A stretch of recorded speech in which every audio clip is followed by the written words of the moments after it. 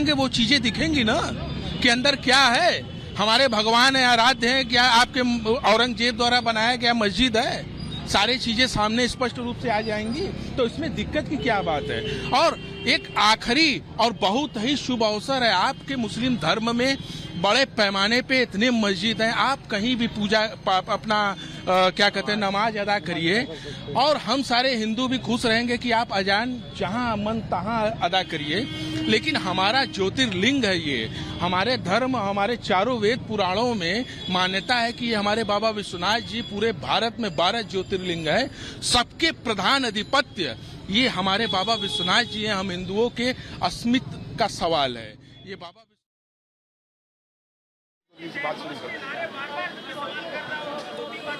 तो देखिए सोमलाल जी हमारे साथ मौजूद है। सर सबसे पहले आपको बहुत बहुत बधाई, क्योंकि कोशिश आप ही की तरफ से लगातार जो है सबसे पुराने याचिकाकर्ता आप हैं, तो क्या आप फैसले से संतुष्ट हैं? हम पूर्णतः संतुष्ट हैं। यतो धर्मस्ततो जय, जहाँ धर्म होता है वहीं सत्य की विजय होती है, और माननीय न्यायालय पर हमें पूर्ण विश्वास था और विश्वास है। पुनः 17 मई को जो है 17 मई के अंदर जो है जांच कमीशन करना है, और हमारी वही जांच कमिश्नर को पुनः बहाल कर दिया गया है। यह हमारे लिए बहुत बड़ी जीत है, और जो तहखाने का भी अनुमति मिल गई है, कोई अनुमति नहीं। लेकिन अब ज्ञानवापी इंतजामिया कमेटी जो बार बार जो है विरोध करता है माननीय न्यायालय का, अब देखते हैं कि उसकी सहमति अब भी पुनः हठवादी रवैया होती है, पुनः लटकाने अटकाने भटकाने का कार्य चलता है या नहीं। ईश्वर सद्बुद्धि दे उन्हें।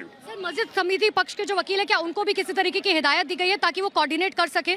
मस्जिद समिति को पूरा लिखित दिया गया है कि वह माननीय न्यायालय के आदेश का पालन करे, लेकिन उनका यह रवैया पुनः क्या हाईकोर्ट में पुनः जाएंगे निरस्त कराने के लिए या क्या करते हैं, स्पष्ट आने वाले दिनों में स्पष्ट होगा।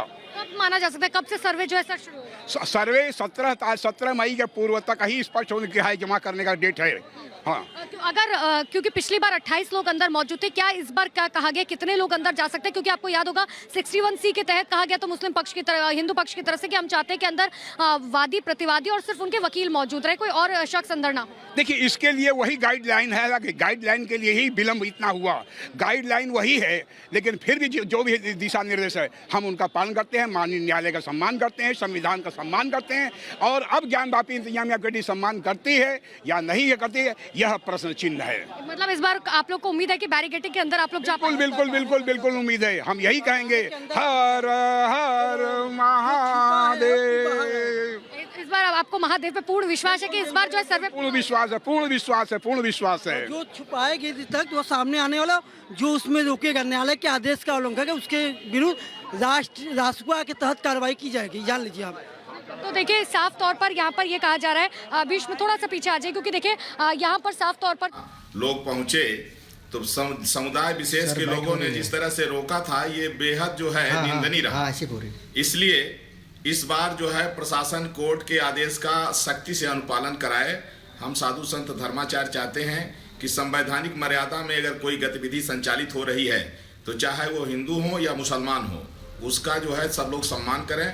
और अगर किसी भी पक्ष के लोग वहाँ जो है जा करके शोर शराबा करते हैं या डिस्टर्ब करते हैं तो उनके ऊपर जो है प्रशासन सख्त कार्रवाई करे।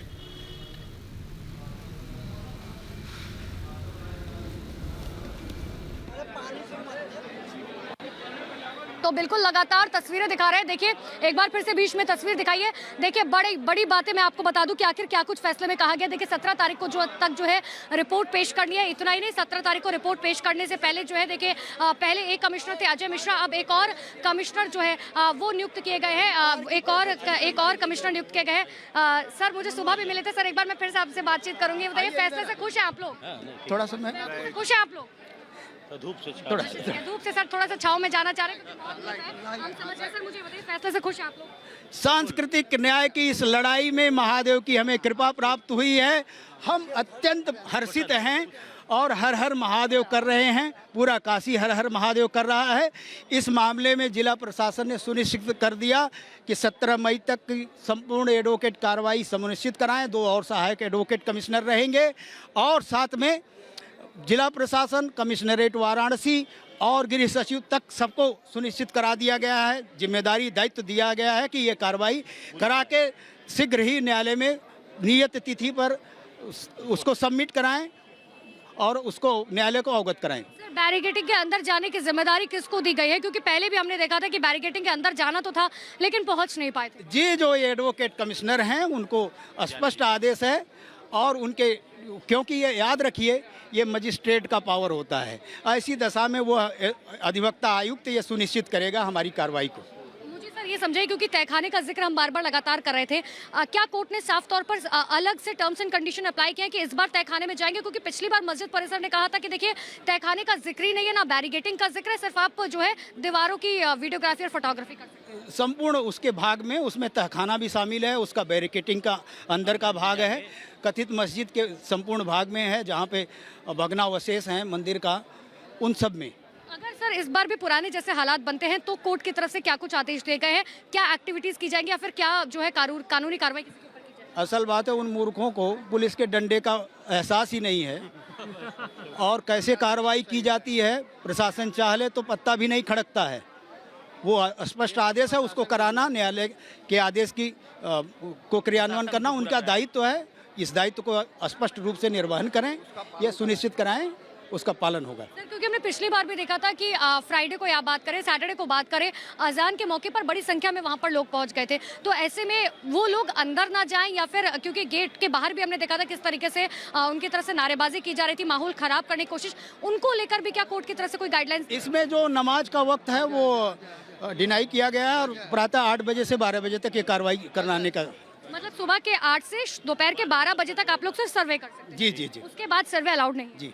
उसके मतलब यानी कि आपको ये 3 दिन का वक्त मिलेगा, जब आपको, क्योंकि कल नहीं परसों से आप लोग सर्वे शुरू करने जा रहे हैं, तो 3 दिन बाद 17 तारीख को अभी हम बैठक करेंगे, उसके बाद सुनिश्चित करेंगे। ठीक है सर। तो देखिए साफ तौर पर यहाँ पर ये कहना है कि देखिए सुबह के 8 से लेकर दोपहर के 12 बजे तक जो है सर्वे किया जाएगा। दोपहर के 12 बजे के बाद कोई सर्वे नहीं होगा, ये साफ तौर पर कहना है। लेकिन 17 तारीख को जो है ये रिपोर्ट सौंपी जाएगी, जो अपने आप में बहुत महत्वपूर्ण होगी। लेकिन सबसे बड़ा सवाल जो बार बार बन रहा है, लेकिन देखिए सबसे पहले मैं आपको अपडेट बता दूं अपने दर्शकों को जो हमारे साथ अभी जुड़े हैं, वो अपडेट यहाँ पर ये है कि देखिए वो अपडेट दरअसल ये है कि 17 तारीख को जो है वो रिपोर्ट पेश करनी है, और इतना ही नहीं, सुबह के 8 से दोपहर के 12 बजे तक ये जो है फैसला लिया जाएगा, और साथ ही फैसला जो है लिया जाएगा। कुछ और भी जो है देखिए लगातार, क्योंकि अब यहाँ से वकीलों का निकलना जो है वो शुरू हो चुका है, जितने भी वकील थे वो यहाँ से जा चुके हैं। कोशिश एक बार हम तो देखिए लगातार शिवम गौड़ जो है मुझे नज़र आ रहा है, मैं उनसे कुछ ही शिवम गौड़ मुझे नज़र आ रहा है जो राखी सिंह के वकील हैं, उनसे मैं कुछ ही मिनटों में जो है ज़रूर बात करूंगी कि आखिर उनका क्या कहना है, क्योंकि शुरुआत से वो जो है इस पूरे मामले पर नज़र बनाए हुए थे। लेकिन देखिए बहुत महत्वपूर्ण फैसला सुनाया गया, और जिस तरीके से पक्षपात के आरोप कमिश्नरेट के ऊपर लग रहे थे, ऐसे में सब चीज़ों को बैलेंस कैसे करना है, जज ने ये फैसला लेते हुए जो है एक और कमिश्नरेट नियुक्त कर दिया है